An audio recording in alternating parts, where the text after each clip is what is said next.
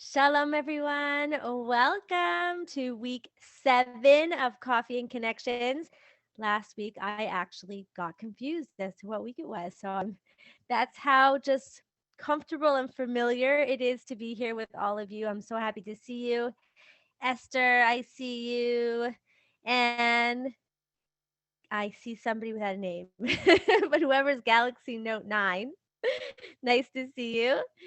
I see a lot of people here without their videos on, but it's good to see all of you. Hi, Beth. Awesome. And Leora, it's so good to see you. I wish we could actually have coffee together, but we'll have to just pretend for now. We'll have it virtually. Who else is here? Javi and Michal. Ada. Oh, so good to see all of you. Okay, so hey, Toby. Awesome.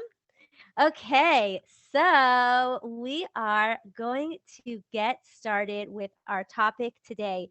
This is really just an amazing.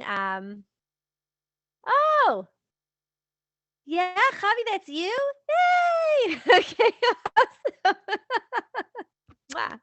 Amazing. Okay, so it's great to see you. So here we go. Oh my gosh, I didn't put my notes. Okay, so basically, jumping into that question of why do we get stuck in the same issues, the same questions, the same fights over and over again, the same arguments. And this doesn't even have to just be arguments. Why do we keep finding ourselves in the same situations, the same dealing with the same issues? This is what we call patterns, right? We get stuck in patterns. And why does this happen, right? Why you may find that all of a sudden you're saying something, you're doing something, and you're like, why am I saying this? Why am I doing this? I don't even know where I got this from. And it doesn't even feel good, right? So what happens? What is it that's going on in our brains? Why are we doing things like unconsciously? How do we get stuck in these same just frustrating and it's just frustrating, right? When you're like not just being who you want to be, you're not creating what you want to create. You go into a situation saying, I'm going to be calm, I'm going to be nice, it's going to be sweet, it's going to be awesome. And suddenly you're in the middle of a fight and you're like, how did this happen? Or you hear yourself yelling and you're like, how did I start yelling? I did not have that intention. Um, and basically, what's happening is that the way our brains are meant to function is that we don't our brains are built to work through what you would call a pattern, right? They are set to function in a way where we can't in every new situation figure out exactly what's going on, what we're going to do, right? Try to like every time we look at a light, we can't kind of analyze. I'm just looking at my light here. I can't analyze it. I can't analyze this cup every time. It's like, okay, it's round and it's hot and there's something inside of it. Like what? No, our brains just see light, coffee, cup, situation, right? Our brains are built in a way where we we already have connections. We already have these synapses in our brain where X happens and then Y happens, right? As soon as I see a cup, I think cup. As soon as I'm in a situation that I suddenly feel a little bit frustrated, I yell. As soon as it's raining, I put my hood up, right? These things happen instantly without us even thinking about it, because otherwise our brains would explode, right? So as much as we don't, we want to think that we don't think, we shouldn't have stereotypes and we shouldn't make assumptions. The reality is that our brain has to work that way at least a little bit or a lot, because otherwise our brains will explode with information. So where do these things come from, right? Whenever we see ourselves doing something that doesn't make, we don't even know why we're doing it. Everything that we do on everything that we do naturally. So I'm not talking about where we put in the effort, we put in work, we work on ourselves. No, everything that happens naturally is going to come from one of two places. Okay. It's either going to come from something you saw. Okay. So that's usually coming from our parents, houses we went to when we were a kid, maybe our grandparents. Usually, especially when they're negative patterns, things that are like, why do I keep doing this? I don't understand why I keep doing this, why I'm stuck in this pattern. It's usually because that's what we saw when we were growing up. Whether we like it or not, that's naturally going to be the go to that our brain goes to, right? Is what we saw growing up. And so that's one thing that we're going to do naturally is we're going to step into the patterns that we saw. And then on the other side, we also may be seeing something, or we may be having certain expectations that come naturally. And that's going to be based on, usually, honestly, it's going to usually be based on TV and media and all these like ideals of like what how we think things should be, right? Because things are always so perfect and so worked out and so idealistic on TV. So if you're in a situation and you're like, why do I always do that? Or why do I always think that? Most of the time it's coming from one of those two places. If it's a certain pattern, it's going to be coming from your parents, what you saw growing up. And if it's a certain expectation, it's usually coming from something that you saw on TV or in a movie or in you read in a book, and somehow you thought, "Oh yeah, that's how it should be. That's how it's supposed to be." And these are the two areas these are the two kinds of things that keep us stuck, right? What we saw growing up on the negative side, and because humans, right, what we saw in humans growing up, and the expectations that we have from what we saw in the media. Okay. And just looking at each of those, I mean, the patterns that we saw growing up, we think, oh, I just have to walk away from that once. I just have to make a decision when I get older. Oh, I'm not going to be like my parents. Oh, I'm not going to raise my kids that way. Oh, I'm not going to talk to my husband that way. We think we just have to make that decision once, and then it'll be a forever decision, like a one time lech lecha, right? One time I'm going to make the decision to be different.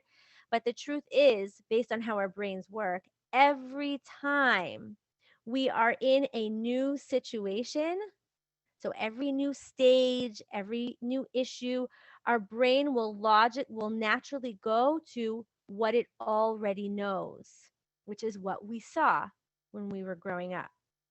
Okay. And on the other side, when we have expectations and we are expecting things to be the way we saw them on TV or in a movie or in a book, we have to really get clear on how outside of reality those pictures are. Okay. If you want to do something fun, watch like outtakes of like your favorite show or your a movie or whatever, just to get an idea of how scripted and perfect the final product we see is, and how different that actually is than from real life. Right? In real life, we stumble, we don't know what to say, we forget a word, we sneeze, we laugh, maybe we do something we don't want to do, um we get upset, we lose our train of thought. That doesn't happen in a scripted show or book or anything, right? And there's always, in a show or a movie, there's always the perfect line, right? Everyone has the perfect lines and everything is said so just like, oh, like it's just so perfect, it's so sweet, it's so awesome.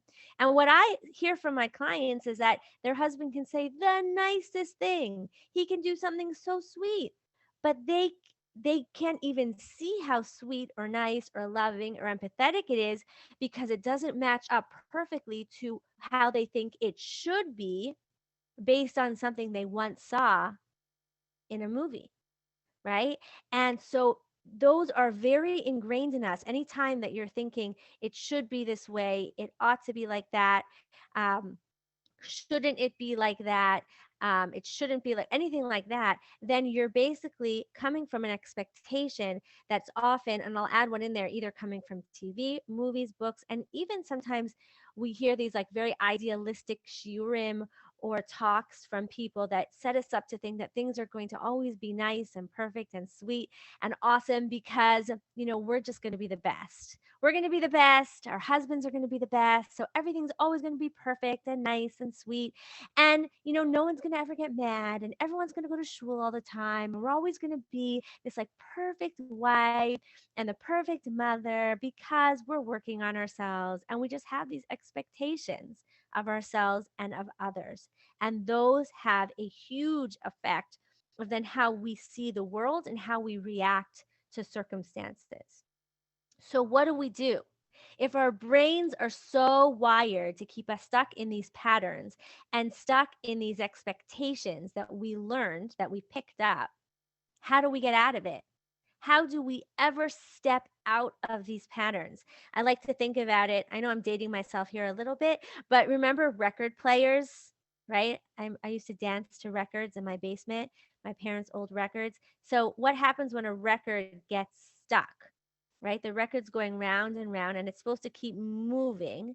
And sometimes there's like a scratch. So it keeps staying in the same place, and the only way to move forward in the song is to kind of lift the needle and move it over a little bit, right? You got to move.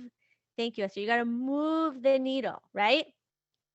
I told you I love seeing your smile, right? You got to move the needle.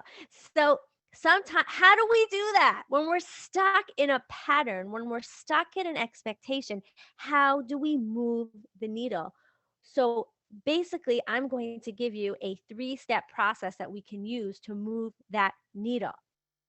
The first is to look at, thank you, Mira. You're welcome, to look at the pattern and ask yourself, what is my piece in that pattern? So let me give an example. Let's say you find that every I don't know, let's try every Friday night. Okay. And this is not scripted. So if I stumble or, it's not a perfect example. This is, not a perfect scripted TV show. So just bear with me. Let's say every night your husband comes home from shul. Every Friday night, your husband comes home from shul and you all sit down at the table and suddenly you think it's going to be all nice and sweet and a great Shabbos. And all of a sudden, everyone's fighting, half the kids are on the couch, somebody's crying, people are upset, someone's kicking someone, and you're sitting there like this thinking, I worked so hard to make this meal and this is what it's all for, and your husband's getting all upset. Pause. Okay, that's the pattern. Okay, that's the situation that you keep finding happen every week.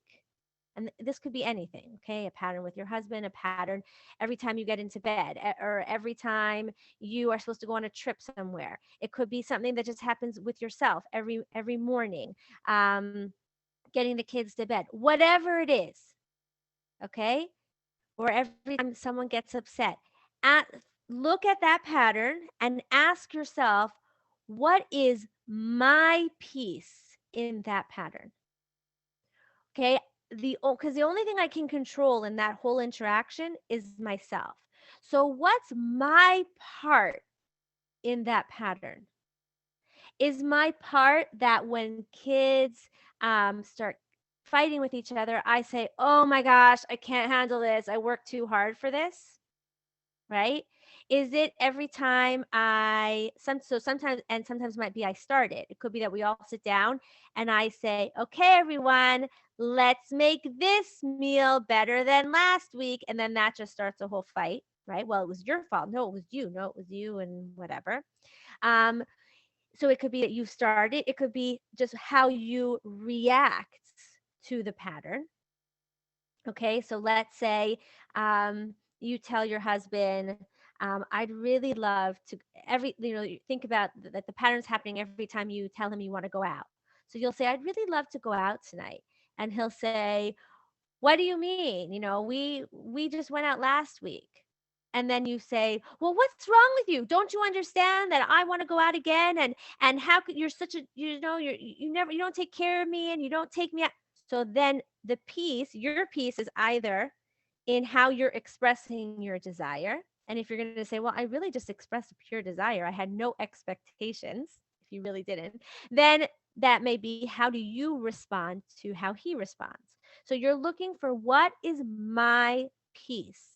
It can't be my blaming of him and what he did and what they did and what she did. And no, what's your piece in that pattern? What's in your control? Okay. And the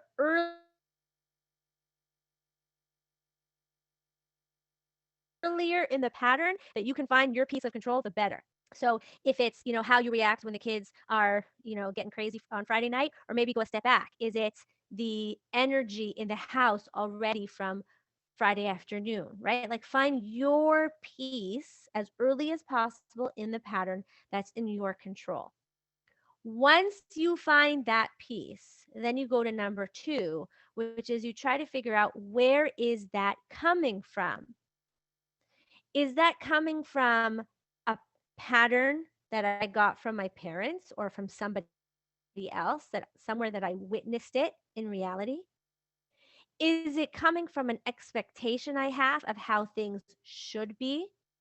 So, just to put this into practical in our example, is it a pattern because that's how my mother would act at the table Friday night, or my father, or my sister, or my grandmother, or the house of the family I used to go eat at, or my friend's mother, right? Where is it coming from?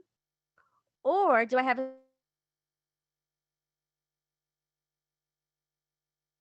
certain expectation? Like Shabbos night is supposed to be magical. So then when it's not, I freak out. Or an expectation that the house should be completely, sorry, I'm getting a call, so I think you couldn't hear me for a second. Or if I have an expectation that the house should be completely spotless for Shabbos, and I got that from some sheer I once listened to, or some just, I always told myself that's how I want my house to be, then and that creates within me a certain angst when it's not perfect, that then I take out on everyone, right? Is it coming from an expectation? Okay. Um, you want to figure out where it's coming from. Is there a fear that you have that causes you to step into that, to do that? Is there a story you're telling yourself in that moment that causes you to react in that way? Right? So you want to recognize the source, because once you can recognize the source, you can get curious with it. You can be like, is that really true? How is this affecting me? Right? Why am I doing this? Is this who I want to be? And once you've done that, then you can go to number three, which is you can replace it. You can choose, right? You can only move the needle once you have the awareness of it. You have to be aware where it's stuck. You have to be aware why it's stuck there, and then you can pick it up and move it over. So you can tell yourself, this is how it, this is the way my house looks. Acceptance. So you're not freaked out and losing it at everyone. You can tell yourself, you know, I can want to go out. So I don't have to react in that negative way when he's negative. Maybe he's just feeling stressed and he thinks I expect things of him. And it's okay. If it's not a good time for him, I'll go out on my own. Or you can just react differently in that moment without that fear of, oh my gosh, he doesn't care about me. This means that he doesn't love me. This means that I don't matter to him. And when we can kind of like rewrite that story, rewrite that fear, then we can create a different way of being, right? So when we have identified our step, our stage, our place, no, our piece, see, unscripted, our piece in the pattern, and we can figure out where it comes from, then we can step out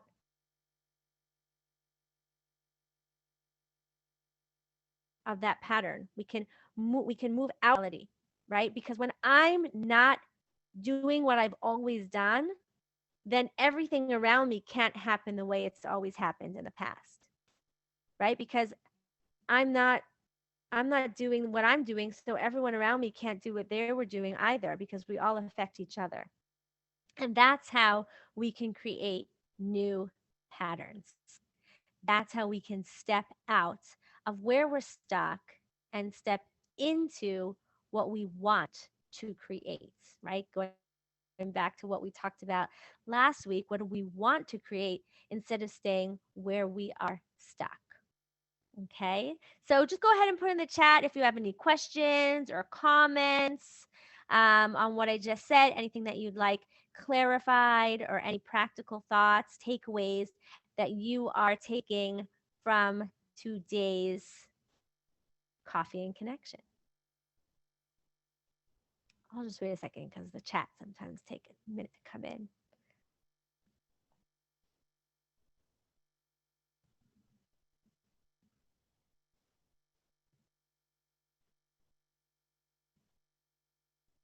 Let's see who else is here. Did anybody else come up on camera?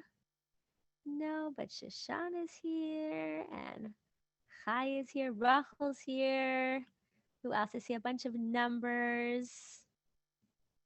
Awesome. So happy to have you all here. Okay, so Beth is saying, I love the clarity that you gave to identifying what is going on in our relationships. Amazing. Thank you for sharing that. I'm so glad that it's helpful. What I'm going to invite you all to do to take this and move forward is to really at least start with that first step of looking, and that might even be recognizing where you are stuck in a pattern, right? Where are you feeling stuck? Start realizing, wait, I feel like I've been here before, right? Like this is Groundhog Day. I've been in this argument. This argument has been happening every day or week or month or year since we got married.